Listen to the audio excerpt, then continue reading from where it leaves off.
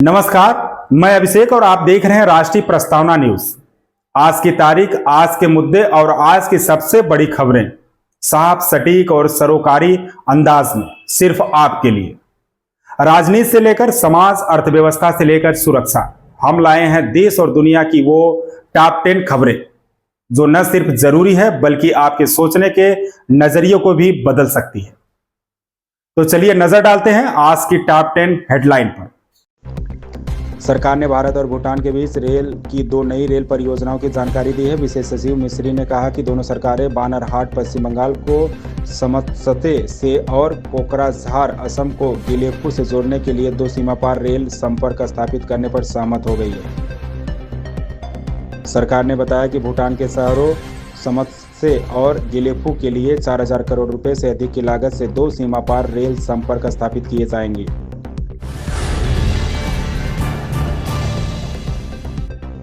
भारत ने नकवी को पाकिस्तान प्रतिनिधि के रूप में देखते हुए ट्रॉफी लेने से इनकार किया। एसीसी अधिकारियों ने हस्तक्षेप करने की कोशिश की और सुझाव दिए कि पुरस्कारों की प्रस्तुति एमिरेट्स क्रिकेट बोर्ड के उपाध्यक्ष खालिद अल जरूनी करें, लेकिन नकवी ने ऐसा नहीं होने दिया। बाद में वह भारत की ट्रॉफी लेकर भाग खड़े हुए। एशिया कप 2025 के फाइनल में भारत ने पाकिस्तान को 5 विकेट से हराकर शानदार जीत दर्ज की।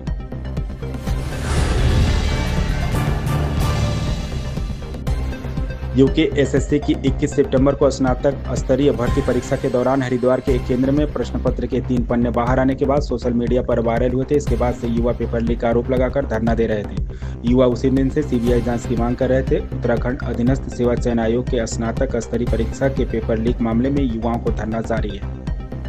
वहीं आज सीएम पुष्कर सिंह धामी आज युवाओं के बीच पहुंचे। इस दौरान उन्होंने सीबीआई जांच की संतुष्टि की।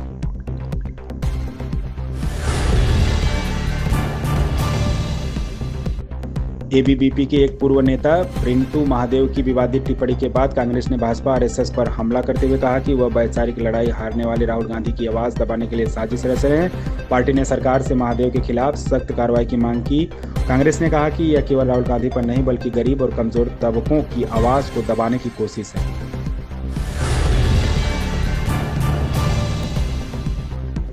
इटली की प्रधानमंत्री जॉर्जिया मेलोनी जल्द ही अपनी आत्मकथा दुनिया के सामने पेश करने वाली हैं। उनकी आत्मकथा की खास बात यह है कि इसमें प्रस्तावना का एक हिस्सा भारत के प्रधानमंत्री नरेंद्र मोदी की तरफ से लिखा गया है। पीएम मोदी ने मेलोनी की आत्मकथा I am Georgia my roots my principles में इटालियन राष्ट्राध्यक्ष को लेकर कई अहम बातें लिखी। बताया गया कि इटली की प्रधानमंत्री की आत्मकथा को रूपा प्रकाशन की तरफ से छापा जा रहा है।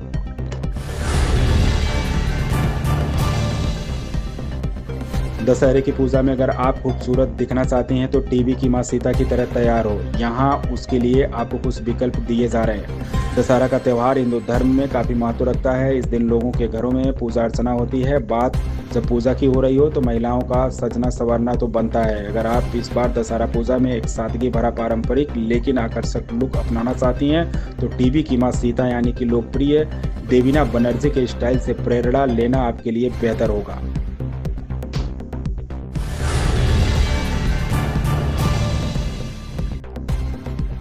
राष्ट्रपति द्रौपदी मुर्मू ने कहा कि भारत तकनीक आधारित विकास की ओर बढ़ रहा है और युवाओं के लिए जरूरी है कि वे उन्नत तकनीकी कौशल अपनाएं। उन्होंने भारतीय कौशल विकास, सांख्यिकी और इंजीनियरिंग सेवा के प्रशिक्षुओं को संबोधित करते हुए कहा कि कौशल ज्ञान और सटीक डेटा किसी भी देश की प्रगति की कुंजी है। राष्ट्रपति द्रौपदी मुर्मू ने सोमवार को कहा कि भारत तकनीक आधारित विकास की दिशा में तेजी से आगे बढ़ रहा है और ऐसे समय में युवाओं के लिए जरूरी है।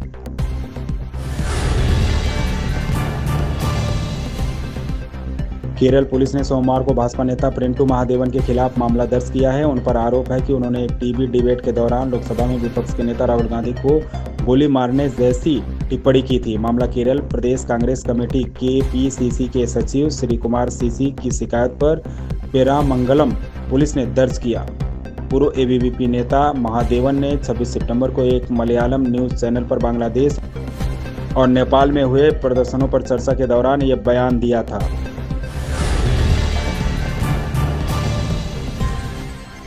पीएम मोदी आरएसएस की स्वर्ण जयंती पर स्मारक डाक टिकट और सिक्का जारी करेंगे। बता दें कि इसी दिन नागपुर में मोहन भागवत अपने वार्षिक विजयादशमी भाषण के साथ शताब्दी समारोह की आधिकारिक शुरुआत करेंगे। इसके बाद पूरे साल देश भर में कई कार्यक्रम आयोजित किए जाएंगे। प्रधानमंत्री नरेंद्र मोदी इस हफ्ते राष्ट्रीय स्वयंसेवक संघ आरएसएस के 100 साल पूरे होने के मौके पर स्मारक डाक टिकट और सिक्का जारी करेंगे। आरएसएस की स्थापना विजयादशमी के दिन 1925 में हुई थी।